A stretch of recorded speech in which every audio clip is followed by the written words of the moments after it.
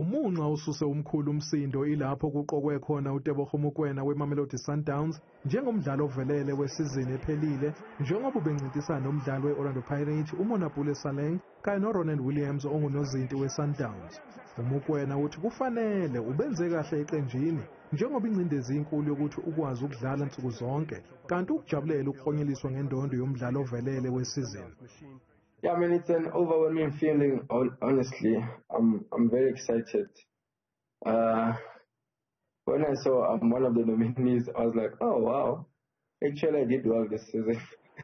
Lo mdlali odabuka esifundazweni sase-Free State uthi into yakhe ukuhlala egqugquzela intsha efisa ukudlala ibhola esigabeni esiphezulu.